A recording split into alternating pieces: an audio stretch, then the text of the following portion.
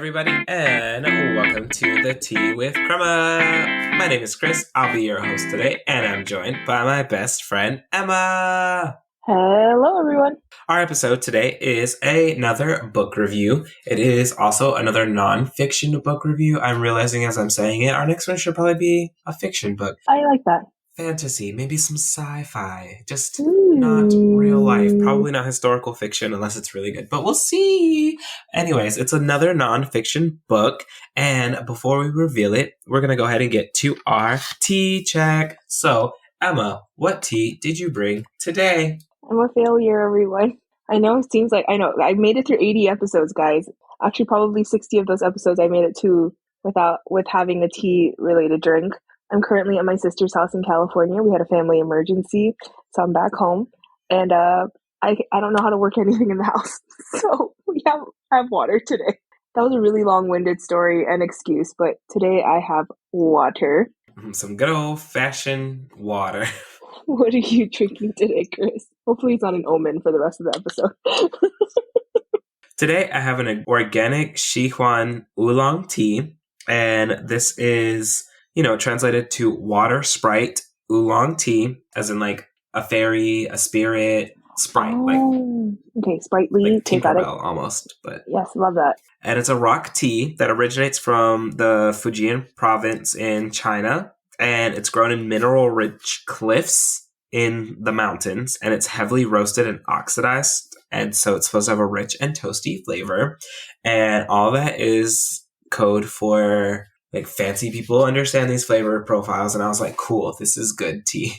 I would say there was no fancy flavors, nothing over the top, nothing flashy. It was just a quality oolong tea. Love that. Which I didn't know was its own tea until I started the podcast. Oh, so there's that. 80 episodes and we've learned so much about tea. Some would say a little too much about tea. We should have a whole episode just dedicated to tea at this point, because you know what? At this point. We've actually never talked about tea other than our tea check-ins. So that could work, look forward to it in the future. But today's episode is, I read a book, and I don't remember where the book came from. I really couldn't tell you who recommended this book to me, but if you are the person, just know that I appreciate your recommendation because I read the book.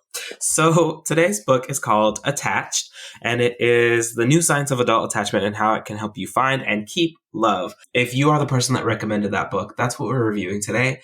Our experience reading the book and kind of the history behind it as it relates to the Tea with Crema. I don't like the whole history because it's too much, but overall, that book. And so, generally speaking, again, don't know where the recommendation came from, but doing some research into the book, I realized the concept of attachments I know came up when I was reading a CNN article after seeing it in one of their morning news article emails that I get, and it was talking about attachment styles, and that particular article was talking about conflict resolution as it relates to attachment styles.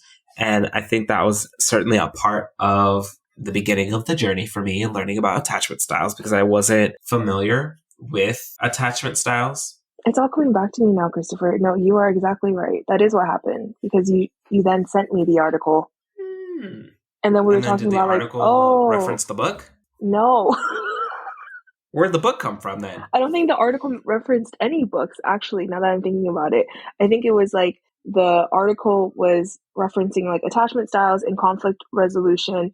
And then we had talked about like, attachment styles can differ depending on the relationships that you're in. So like with your friends, your coworkers, and that's what the article was talking about. So then we were like, we should find a book that talks about attachment styles. And then I think that's when you had maybe mentioned it to your sister, and then she had the book. I just remember seeing it at Target. So that's also a possibility.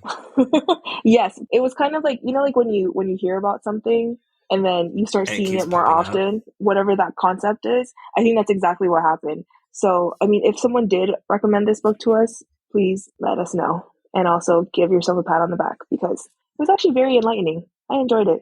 Do you want to give a quick rundown of the 3 types of attachment styles that we read? So for anyone who hasn't or won't read the book, there are 3.5 attachment styles mentioned in the book. There's the secure attachment style. There is the anxious attachment style, the avoidant attachment style, and the anxious avoidant attachment style. The book states that the majority of people, the majority of adults, are of the secure attachment style, which is pretty self-explanatory in the type of attachment, the name of it, and kind of what that looks like in real life. These are individuals who readily engage in relationships and bonding and are secure and trusting and do the things pretty straightforwardly, securely.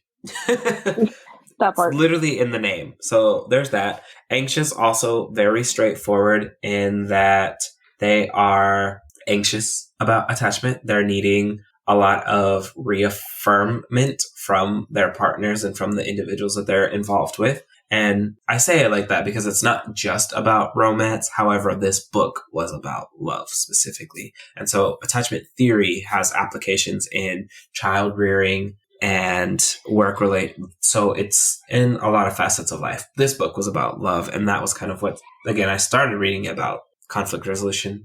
And then there is the avoidant type, which are individuals who repel relationships. They do not like to necessarily be in them actively.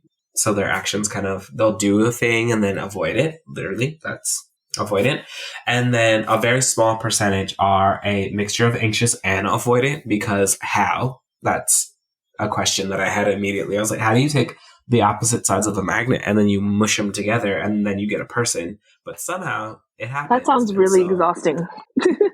And of course, it looks like Emma has found the statistics. So about 50% of people are secure attachment of the secure attachment style. 25% are of the avoidant attachment style. 20% are anxious, and 5% are that mixture. And so one of the first things that it tells you after it has a brief overview, if you were like me, you read it and you know yourself pretty well and were confident in your response. But then you take the quiz to, in case you're not sure, or maybe you're thinking it could be one or the other, maybe it's a mix, and then you take the quiz and it kind of reaffirms. And so for me, I went into the book thinking that I was somewhere between anxious and secure, and I then took the quiz and got the results that reaffirmed that I am not mostly, but like more anxious leaning. So I did end up getting secure, right, with like some pretty significant anxious leaning tendencies, which checks out. And so that's, before going into it, I was like, I'm on the cusp somewhere in that area. It's not necessarily a this or that kind of thing. And so I ended up being secure with strong anxious tendencies. I was also the same too. I kind of went into it, but I assumed that I was more anxious. Like, I think that's just kind of how I've always been, even as a kid. Like, I was definitely that kid that cried on the first day of school, like, couldn't be very far from my mom, was very needy. And then I think, like, even going into like friendships and relationships, I can find myself being someone that's a little bit more, I guess, anxious about friendships and things like that. I don't know where that comes from, because I would say that I've never had like a bad friendship experience, but I'm also very aware of the fact that I know I can be a lot. I assumed that I was more anxious, and then as I was taking, but when I took the test that's actually in the book, like it gives you, you know, the checklist and then you check it off and everything. When I actually took that one, then it was like mostly secure. But I think because, like, again, this is based in love, right? So like I'm using my experience with Isaac as my partner, and there's a very interesting like anecdote in there where they're talking about the woman who was secure, right? And she was like going through that psychoanalysis course or whatnot, and she had to be in therapy for whatever many years. And then she had that really bad toxic partner that like brought out those attachment styles in her. So I think in the same way that like you need a secure partner, I would say that Isaac has like definitely given me that comfort and met my needs, that I'm more secure in a relationship than anxious. But I would say like as a teenager, I was definitely more anxious, and yeah. So And one could say it's because of this relationship specifically. Like, who's to say if you were in a different relationship? exactly. Yeah. Exactly. Like who's to say like how I would be in any other relationship. So I think it's very interesting. Like I think about kind of like the friendships that I have and like the relationships that I build with my colleagues and everything. So I don't know. I think it's very interesting, and I was low-key psychoanalyzing everyone in my life. That's so interesting because I didn't really read it and consider, but I would say, yeah, I definitely don't have the same attachment styles in all aspects of my life. Professionally, avoidant. For sure. Yeah, Socially, me as well. avoidant. Like, socially, Yeah, very avoidant. right. And it's so interesting because I feel like I'm a naturally anxious person. So I don't know how I'm so avoidant in a lot of relationships. I don't know. I wonder if avoidance is just like another type of anxiety. I think anxious is kind of what we consider the textbook definition of anxiety, but is avoidance and like the need for independence and the need for like autonomy. Like that to me is almost like, I don't know what the, like, I feel like that's also an anxiety in itself. It merits additional reading For sure. in those areas Hmm. specifically, but I am very confident in the results that I got as it relates to relationships. Right. I did like that little, I mean, do you remember that one tidbit that was talking about the, like, why are there so many avoidants in the dating pool? And it was talking about, like, oh, like, because avoidant people tend to blah, blah, blah, blah.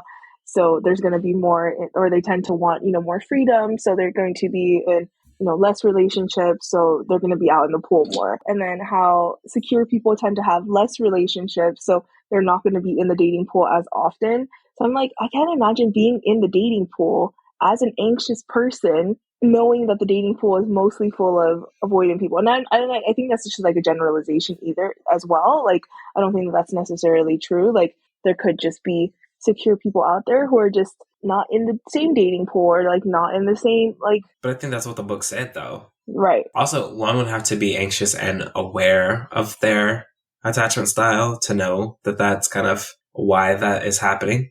It makes complete and total sense. Like, it makes sense that the dating pool would be more avoidant and thusly make it seem like more people are avoidant because, yeah, avoidants are people who are not typically going to be staying in relationships for very long.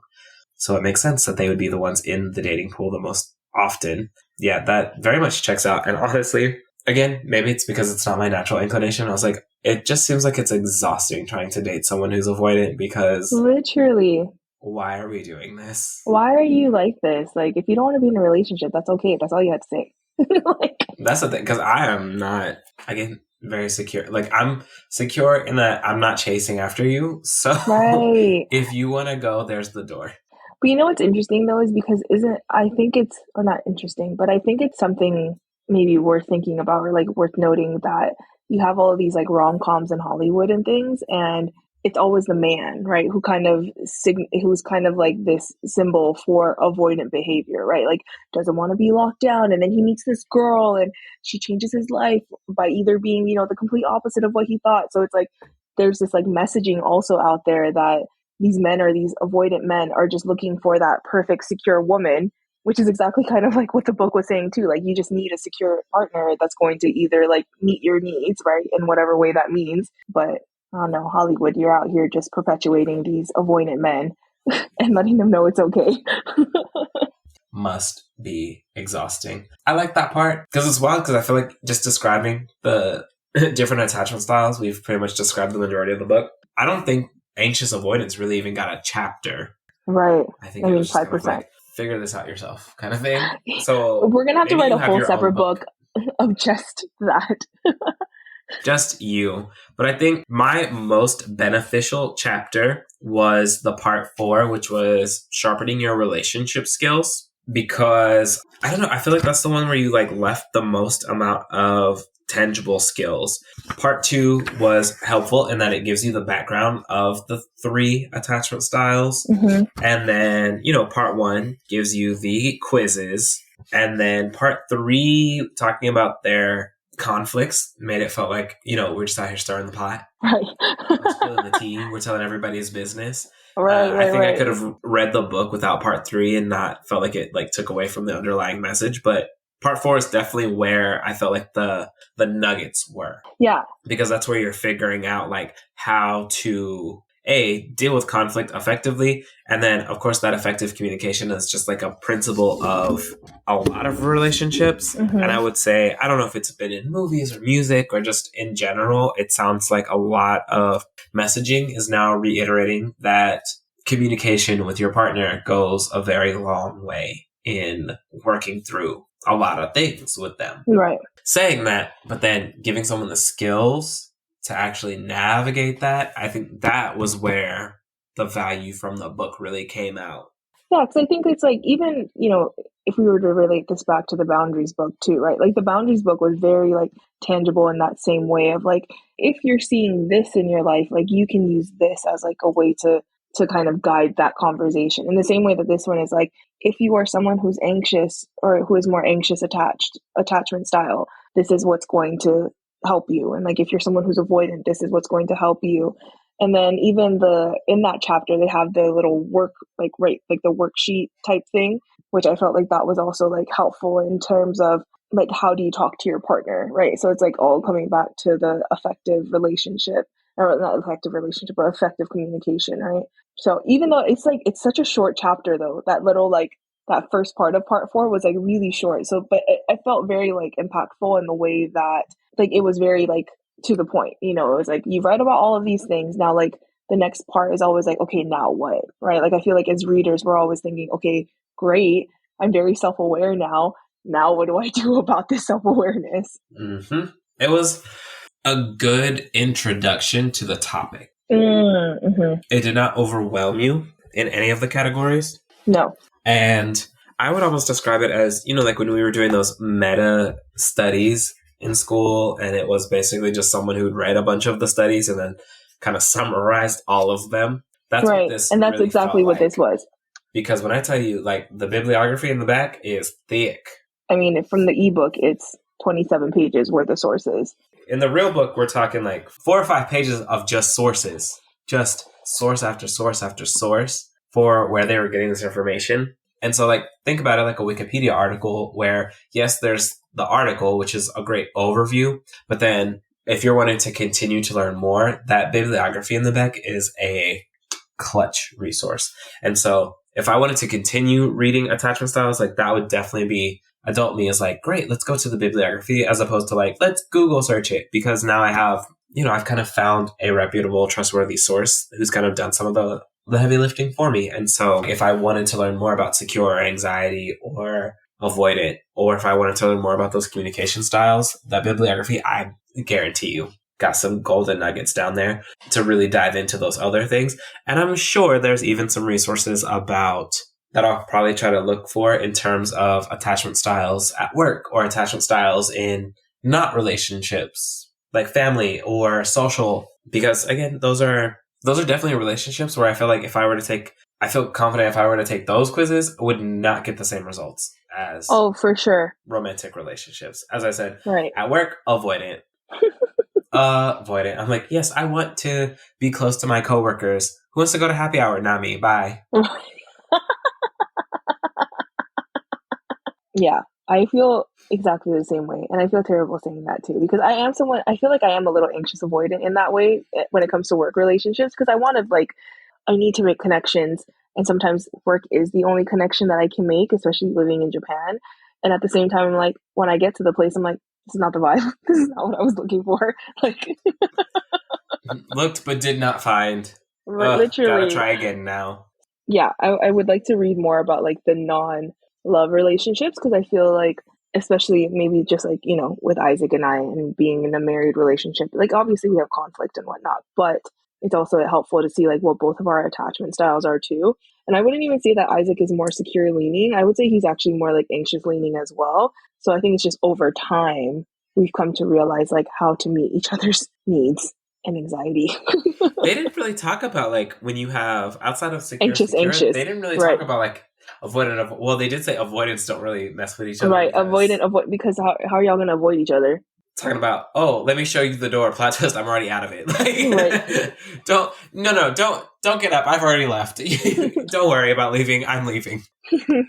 But yeah, I was like I was hoping for that anxious to anxious, because it said, secure to anxious or secure to avoidant, and avoidant, obviously they're not going to mesh, but there's that anxious. Now that I'm thinking about it, they did not talk about anxious. Right. All they said was secure and secure, match made in heaven. Avoid and avoid it, it doesn't happen. Nobody Right. talked about anxious. What do you do then? Is it just, do you anxious yourselves into security? Like, how does this work? I think that's what happened actually. Like, I think we're just both so anxious together that one of us is secure enough to figure out when the other one's feeling it, and the other one is secure enough to figure out the other one needs a little more love. And so both, it's a mutual experience, and now, boom, you've anxietied yourself into security. Please look forward to Isaac and I's book, When Anxious Loves Anxious, attached. Part 2. So, do you feel like that was your main takeaway? I would say so. That it was a good foundation. Mm-hmm. The skills, the basic communication skills were included. And if I needed to, there's definitely some additional research to be done. Right, for sure. I think this is like a good starting point, similar to like our boundaries book review again. Like that was like a good jumping off point. And like if you need to know more or like are more interested, then I feel like this was a great like Spark Notes version of all of the research that they did. And that's kind of what they said. They like went through, hundreds of thousands of research to figure out how to talk about attachment styles. So I think the only thing that I would have loved was a longer section on, the tangible things. Like I wanted more. A little less drama from part 3, a little more tools from part 4. Right. So, overall though, I thought it was a very solid like start. So what's your final rating? I gave it a 4 out of 5 stars. Mm-hmm. And for that reason, it was a really good start. And I really think that, again, the things that I needed the more of were the actual tangibles and the takeaways. Right. Okay. I think we're on the same page. Like I also 4 out of 5, very straightforward, super easy to read actually as well. Like I thought it was very like well written and it was very simple, like wasn't too jargony, which sometimes I feel like nonfiction books can get really like kind of like caught up in the sauce. And I felt like this one was very much just like a good balance, gave the anecdotes where it needed, kind of reflected on the childhood studies as well. Like those case studies I felt like was really helpful too. Like most of this book is written in anecdote form. And I thought it was really helpful to like, I felt like a teacher had written it almost as well. Cause there was those checkpoints where they would write the anecdote and be like, what do you think this style is? And I was like, oh, it's this. And I was like, never mind. I actually don't know what this is. And like, they would give the answer and whatnot. So I thought that was helpful. So yeah, I agree. 4 out of 5. That's really it. There's not really anything else to say. We put that nice little neat bow. So definitely would recommend if you are interested in the concept of attachment styles, if you want to learn more about your attachment style and conflict resolution, things of that nature, just like a jumping off point, a really solid, easy read, a good way to jump into it. And then, if we follow up with any additional resources that we have found since then, hopefully we can find that CNN article to kind of what started the Tea with Crema on this attachment style journey. We'll try to link that as well. But for the most part, really solid read. So, Emma, it's now time for our rapid fire question. All right, now, what question you got today? Today, my question is, what is the weirdest food combination that you enjoy? I'll go first while you're thinking. Okay. I really, truly love peanut butter and jelly sandwiches with barbecue lays. It has to be barbecue. Chips in general I'm okay with a PB&J, but the most ultimate supreme combination is the PB&J and the barbecue. That works a little bit though. That's not it's not the wildest combination I've ever heard in my life. It's not. Now, if you put the chip in the sandwich, then maybe we'd have some what? Yes. Okay. On the side, it's one thing. As a kid, I would put it inside. Now I'm not because it's kind of messy. So as an adult, I'm not that worsened. But as a kid, I would. The chip would get soggy. But if you're eating it right then and there, it's not going to get soggy. Okay. Well, I trust you on that one. Thank you. I'm not going to be putting chips in my sandwich, but the concept of a chip and sandwich pairing, not that wild. Yeah, true. It's not. Yeah. I think. But in terms of I don't know, because Isaac's always giving me such a hard time about it that I thought it was weird. So maybe it's not weird. I know the chip and sandwich, that's a normal combination, but I think it's just the flavoring of the chip. And that's the only time I eat barbecue chips is with my PB&J sandwich. I'm about to one up your weirdness. It took me a little bit to think about it, but then I was like, nah, I have this weird combo. Uh-huh. Okay, it's tortilla, Okay. hot dog, Okay. and refried beans. What in the Tex-Mex kitchen creation? And then obviously you put a little cheese on it too, but You don't even yeah. eat meat. I think that's why I tried it because, traditionally chili dog, Right. but I don't like bread all that I was much. like, it's a lot of bread when you do a chili dog. I don't like I don't like hot dog or hamburger buns because it's too much bread. I Right. really only like sandwich bread if I'm going to eat bread. And Because it's thin so enough. I was like, cool, what if we just like mix the bread? We use a tortilla, Is this like a flour tortilla or corn tortilla? a flour tortilla. I don't really like corn tortillas. Do you like heat it up? You cook the hot dog. I know, but like, do you heat up the tortilla? Usually because I store them in the refrigerator. So it's a little toasty. It's a little toasty. Where did the refried beans come from? It's because I didn't. This is nothing like a chili dog. Like, I don't even understand. In the early days of like being a vegetarian, I just like couldn't be bothered to figure out how to make vegetarian chili. And they didn't really have any substitutes available. And so I was literally just like in the kitchen and was like, what options do we have here? What's the consistency here? And then, my brain was like, sometimes chili has beans and I like refried beans on tacos. And we could put this hot dog almost like a taco. And so it just like all of the ingredients came together. And like definitely season your refried beans. Please don't just don't put your just straight from the can. That's not okay anytime. That's a crime. Yeah, you just season the refried beans and you put them on the hot dog and then boom, you have a taco dog. Maybe I don't know. I don't even know if it's that. A burrito dog. It's something. That's what it is. Actually, you know what? As you were saying it, and I was like thinking of all the textures, I actually have another one that's probably gonna get the ick from a lot of people, and they're gonna be like, "What is she talking about?"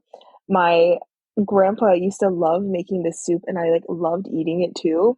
It was cream of mushroom soup, like condensed cream of mushroom soup, right? So you would throw it in the pot, and this would just go in like a regular mini little soup pot, and then corn on top of that. So you'd take the corn with the juice in it, and it would, thin out the cream of mushroom, and then he'd put in canned tuna in it. And then it was even worse because he would call it cat soup because it literally looked like cat food, but it was so delicious. And sometimes, like, whenever I'm like really just needing something nostalgic and warm, I will make it for myself. How do you even make it? Like, you just mix it all together and you literally just stir it until it heats up. So I remember being like 6, 7 years old. Like, my grandpa would be like, cat soup, and I was like, cat soup it is.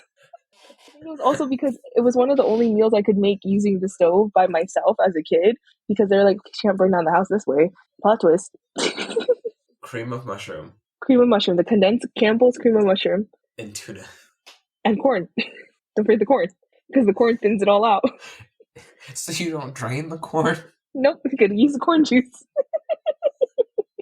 This is wild. So that definitely wins. I'm glad we hit the brain. Okay, so those are our two combos right there. When I first heard it, I was like, oh yeah, duh, my peanut butter and jelly and like... But then as you were mentioning your refried beans, I was like, oh my god, cat soup. Bonus points if either of us can produce pictures of these foods. It's so ugly. I cannot. Oh, I'm sure it is. Did anyone else eat this food? Or was it just the two of you? I think it was, my sister refused because she was like, that looks disgusting. And my mom was like, what is grandpa feeding you now? It was either Vienna sausages or cat soup. So. Oh dear. Well, it happened. So, okay. What's your rapid fire question today? Oh, goodness. My question is, if a waiter spilled a drink on you, but it was a total accident, would you still tip? Of course. It was a total accident, right? Yeah. Of course I would still tip. What kind of question is that? First of all, it wouldn't be a question if people would not do it. Right. Like, I just like, I'm a firm believer in the tip. I'm not a firm believer in tipping. Like the system of tipping, like I think we should just pay people a livable wage. But as someone who was in the food industry for a very hot second and then quit immediately after, like mistakes happen, right? If it was on purpose, right? Like somebody was acting some type of way and they spilled a drink on me, I would still tip though. That's the thing. Like even if they did it on purpose. And end of story is that I'm always tipping regardless. Literally. You don't deserve to not get paid for doing anything, Literally. so that's wild. Yeah. What's Okay. your answer? Well, yeah. I thought it was pretty self-explanatory. It'd be very rude otherwise. Like, I just... Right.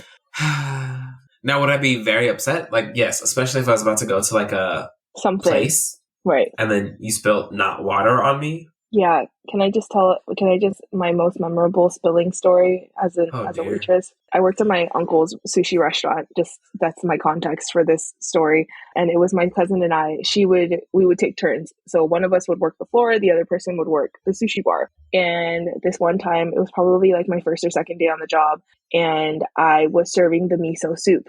And as I was serving the miso soup, one of the patrons had backed up into me as I was placing down the miso soup, and I had a tray that had 3 other miso soups on it. So like he backed into me on accident, and the 3 miso soups fell on this woman. She was really nice about it. At the same table. So he like low-key did it on purpose because he wanted you to spill it on the lady. Low-key, it felt a little purposeful, but anyway, I still got tipped at the end of that interaction. And do, because why would you not? It's so rude. Yeah. Well, Emma, where can people find the podcast? You can find our podcast on Instagram or Facebook at The Tea with Crema. If you'd like to buy us some ingredients to make cat soup or hot dog taco, please Venmo us at The Tea with Crema. You can also catch up on all of our episodes on all of your favorite streaming platforms. We'll see you next time. Bye!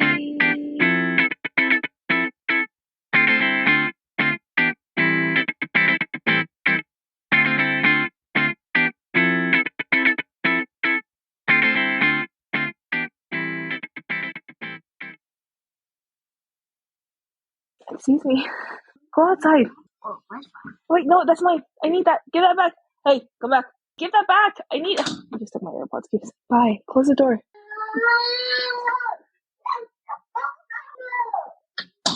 Those two. That's a case study right there. One of them's definitely anxious and the other one's definitely avoidant. If my sister's listening to this, I'll let you figure out which child I'm talking about. She knows.